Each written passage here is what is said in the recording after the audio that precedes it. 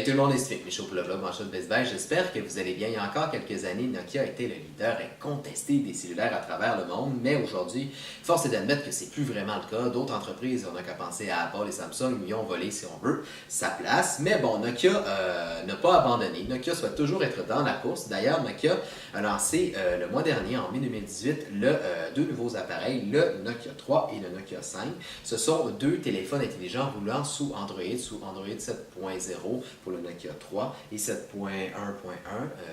pour le Nokia 5. Donc, c'est Nougat, la version Nougat d'Android. Ces deux appareils-là, c'est bon de préciser, on va aller plus loin, c'est que ce sont des appareils qui s'adressent aux gens qui recherchent un téléphone intelligent, si on veut, de milieu de gamme, entre entrée et milieu de gamme. Pourquoi? Bien, pour plusieurs raisons. On n'a qu'à penser au processeur. En fait, le Nokia 3 est équipé d'un processeur de 4 cœurs, tandis que le Nokia 5 est équipé d'un processeur de 8 cœurs. Qu'est-ce que ça fait en fait? Qu'est-ce que ça veut dire concrètement? C'est que parfois vous allez manquer de puissance si vous êtes adepte d'applications gourmandes et de jeux vidéo ou même de multitâches. Par exemple, si vous naviguez entre plusieurs applications, bien, il se peut, surtout avec le Nokia 3, que vous ressentez quelques ralentissements ou que votre écran se mette à geler momentanément, peut-être pendant une seconde. Donc, il se peut que ça arrive. Autre chose aussi qui fait que ces deux appareils-là sont des appareils, disons, en entrée de milieu de gamme, c'est la qualité de leur caméra. Le Nokia 3, est équipé de deux appareils, un avant et un arrière de 8 mégapixels chacun, tandis que le Nokia 5, lui, embarque le même appareil de 8 mégapixels en avant, mais à l'arrière, il est plutôt doté d'un appareil photo de 13 mégapixels. Évidemment, le Nokia 5 se débrouille un peu mieux lors de la prise de photos. Les photos sont un peu plus, si on veut, vives, les couleurs sont un peu plus vives que sur le Nokia 3.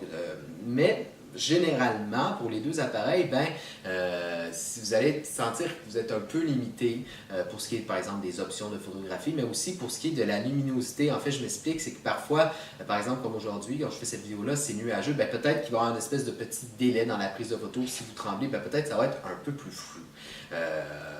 Donc, c'est plutôt cet aspect-là qui peut poser problème à des gens qui sont habitués avec des appareils photo de téléphone intelligents qui sont beaucoup plus performants.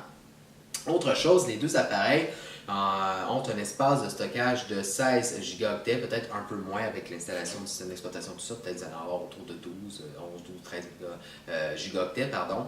Donc, si justement vous êtes du genre à prendre beaucoup de vidéos et de photos, vous allez vite être, votre espace de stockage va être vite surchargé.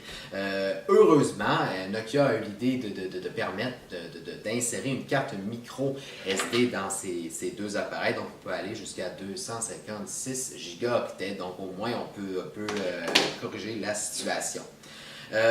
Autre chose, c'est l'écran qui pose un peu problème, surtout sur le Nokia 3. En fait, le Nokia 3 a un écran de 5 pouces HD de 720p, tandis que le Nokia 5 a un écran de 5.2 pouces, donc 5 pouces, 5.2 pouces, également de 720p pour le Nokia 5.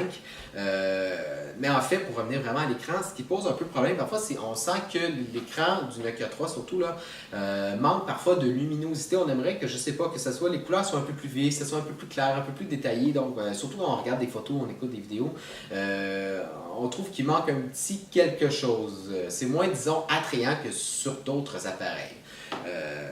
Donc voilà, c'est ce qui pose un peu problème. Donc c'est vraiment l'espace de stockage, la puissance de ces deux appareils-là, l'écran et l'appareil photo. Mais en même temps, si vous cherchez un appareil photo, un téléphone intelligent abordable, et puis que vous n'êtes pas fan d'applications gourmandes, en fait vous voulez juste un téléphone intelligent pour surfer sur Internet, envoyer des textos, faire des appels, prendre des fois des petites photos, vous risquez d'être quand même satisfait du Nokia 3 et du Nokia 5. Personnellement, si j'avais un choix à faire, j'irais vers le Nokia 5, qui est un petit peu plus coûteux que le Nokia 3, mais honnêtement, vous verrez que peu de différence en matière de prix et vous allez avoir beaucoup plus de fonctionnalités, un peu plus de puissance, un meilleur appareil photo, un écran plus grand.